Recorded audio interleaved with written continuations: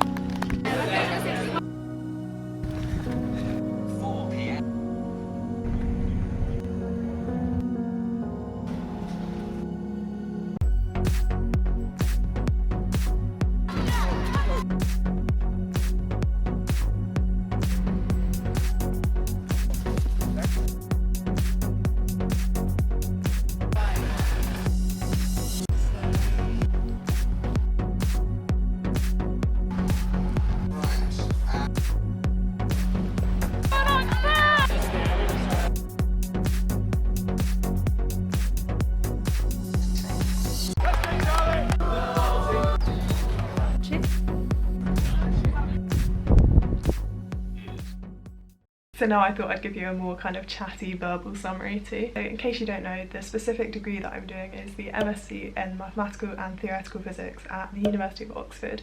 My college is Keble College, and I came here straight after finishing my bachelor's degree, and that was a BSc in Theoretical Physics from Lancaster University. The way my master's degree works is it's a 9-month master's, so it kind of follows the undergrad year. It goes from October through to June, right? And it's a taught master's, so basically the same as with undergrad, you take a lot of lecture courses, you sit a lot of exams, and then you get your grade at the end. The way it works is fairly complicated, but essentially we have to accrue 10 units across the whole of the year. So each unit is roughly a module. Some modules are worth slightly more than 1 unit, but in general they're all like between 1 and 1.5. And there are all these modules you can take from my course and kind of no restriction on what combination of them you want or how many you take in each term. And some of them are taught by the maths department, some of the same modules that the 4th year maths students will be taking, some of them are taught by the physics department, some of them are theoretical physics modules specifically, some of them are the same modules that some of the 4th year maths students will be taking. And yeah, that's basically how the course works. So last term I took a mixture of modules from the maths department and from the physics department, and I guess I'm mostly interested in condensed matter theory, but basically I just took anything that I thought was interesting. So I ended up with, from the physics department, I took quantum field theory, and that was assessed by an exam in January that I've just taken. Advanced quantum theory, which again is another exam in the summer this time. Topological quantum theory and soft matter physics, both of which were coursework assessed, so we had kind of problem sheets and you had to pass the problem sheets. And then I took perturbation methods from maths and numerical linear algebra. Altogether these were worth 6.75 units, which is far too much to take in a term when you think about the fact that at the masters you need 10 units. And the reason why I did this, I wasn't trying to be clever or anything, I'm basically just a really indecisive person. My bachelor's degree literally had 1 optional module across the whole 3 years. It was literally one thing we had to choose, and I was stressing about it so much over the summer holidays between 2nd and 3rd year. I went around and asked loads of people's opinions because I didn't trust myself, and that was for 1 module, right? So suddenly I'm thrown into this master's where we have to choose everything ourselves. So I was like, I'll just take everything that sounds interesting, and then if I'm not getting on with it, I'll drop it. But the problem was, after the first week everything was still interesting. After the second week I was like, there are some I'm starting to prefer to others, but I might be a bit hasty to drop them at this point. And then all of a sudden it was week 4 and we were halfway through term, and I was like, well, I might as well just carry on with them now. But that was definitely a mistake. I spread myself way too thin, and I think I'd have done a lot better to take fewer modules and focus on them. Yes. But overall how I found them, quantum field theory was the one I expected to like the most, but actually, to be honest, probably liked it the least. I think the thing was, it was just such a heavy workload because it's worth 1.5 units when I'd already taken so much stuff anyway. Then there was advanced quantum theory, which kind of covered the same stuff as quantum field theory but from a different perspective, and I think I preferred advanced quantum theory. Then topological quantum theory was so cool. It was one of the most interesting things, if not the most interesting thing I've ever done at uni. It was nothing like anything I'd ever done before and just really interesting. We weren't learning topology in the same way that you'd learn it if you were doing it in pure maths. It was very much a kind of applied course, but it was just such like a wacky way of thinking about some like topics in quantum theory or whatever that we've just become so used to. It was really nice to look at them from a different perspective. And then the final physics module I took, and by physics and maths modules by the way, I mean they were either taught by the physics department or taught by the maths department. I'm doing a joint honours degree. But anyway, that one was soft matter physics. So soft matter physics, it started halfway through the term, and I kind of picked it up just because I wasn't really sure what it was. I'd not done anything like it in my undergrad, and I don't think I was expecting great things from it, but it was probably the module that surprised me the most in a really good way. I guess, like, I don't know, I was kind of expecting it to be a bit like wishy-washy,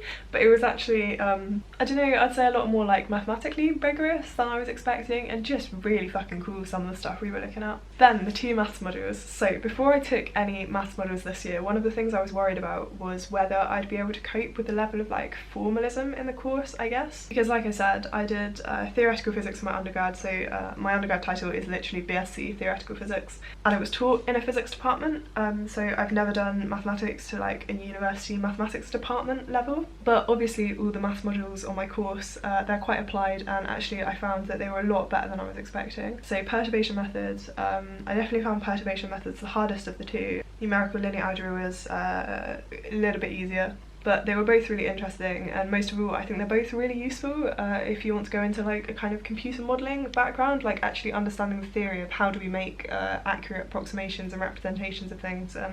Yeah, those were neat. So those are the modules I took. My plans for next term, again, I've not really chosen exactly. My plan is to take a lot and actually cut down this time rather than just say I'm going to. But I'm definitely going to do quantum information theory, because I did a 4th year quantum information processing module when I was at Lancaster in my 3rd year, and that was like my favourite module in 3rd year, so I'd love to be able to do that again. There's also a scientific programming and modelling module which I'm thinking about doing because it's in MATLAB, and I've not really done much MATLAB, so I think that would be useful. I've done Java, Python and C++ before, and then there are some maths ones that I think look quite interesting, like there was complex methods and what was the other one?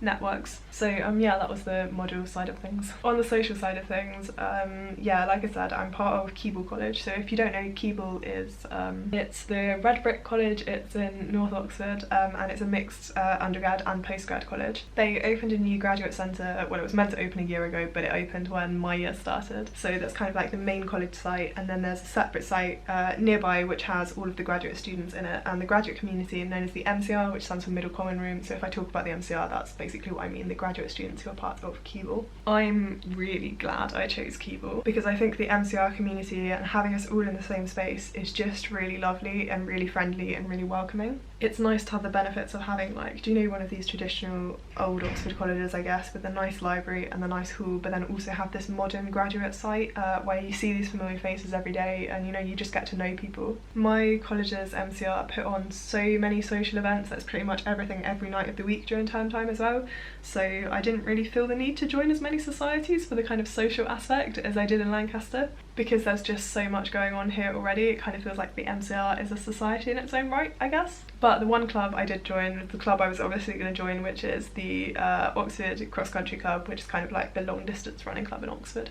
Very sadly though, I picked up a knee injury about halfway through term, which I do realise it's going to sound really stupid if I say that that affected how my term went, and a couple of years ago I would have like not understood it at all, but basically a lot of my stress relief and a lot of my social life revolves around doing sport. So when I picked up this knee injury, when I was in a new city and a lot of my friends were people I'd met from running, and all of a sudden I couldn't go on the club runs, you know, so I'd missed out on a way of meeting people, it was actually really difficult to deal with. I feel like it wouldn't have affected me as much if I was still in Lancaster, because I had kind of all my friendships already established, I guess, but I know that was something I really did worry about, that I wasn't gonna form solid friendships because I just wasn't around. However, I was completely wrong. The cross country club is maybe my favourite thing about being in Oxford. There are a lot of people injured all the time, which really sucks, but does kind of come with the territory with running, and they make a real effort to include people even if they're injured and do like cross training sessions and stuff. And in general, they're just so welcoming and friendly that even if you're not actually running, you still feel kind of part of the club. It's been like 3 months now, but my knee seems to slowly be on the mend, so I'm really hoping that I can go back to club runs soon. What else is there that I've not talked about? Oh, my flat. So like I said, I'm living in Keeble's Graduate Centre and I'm in a flat of 7. I put down for a flat of 8 because it was cheapest, but apparently everyone did that, so I've ended up in a flat of 7. And to be honest, it's the best living situation I've had at uni. I always come back from lectures and stuff and just feel so grateful that I've got such a nice group of people to come back to. Yeah, I've been really lucky with the people that I'm living with. And the people on my course, actually. The people on my course in general I've been really lucky with as well. Anyway, there were definitely bits that were difficult. So I was originally on a 4-year degree in Lancaster and I switched down to the 3-year and graduated. And what this means is just a lot of my friends are still at Lancaster. Instead of feeling like I finished a degree and started something new, sometimes it feels like I kind of quit early.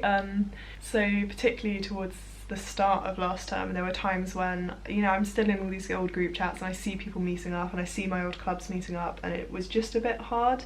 But that didn't last very long. I'd say about a month in that I felt completely settled. Well, actually the thing that made a big difference for me was before I injured my knee, actually probably how I injured my knee. I travelled up to Lancaster for the 2019 Lancaster Half Marathon because some of my friends were doing it. I did it in 2018. So it's kind of important for me to do it to see how much I've knocked off from the previous year. It's just kind of a special race for me. So anyway, I travelled up to Lancaster and I saw all my friends and I kind of had this epiphany where I was like, of course things aren't going to change just because I'm not about day to day, you know, I'm not going to lose these friends I had. And basically as soon as I realised that I wasn't losing friends, I was just kind of like adding new friends from being in a new place. That was a lot easier. Yeah, I mean, obviously there'll be a lot I haven't talked about. It's hard to summarise like 8 weeks in a single YouTube video, but I hope this gives you some kind of idea of what it was like. I'm going to be making some more kind of week in the life vlogs soon when I go back, so if you're more interested in what my day-to-day life is like, I guess watch out for those. If you want to, you don't have to. And I will see you next week, possibly later. We'll see how the start of term is.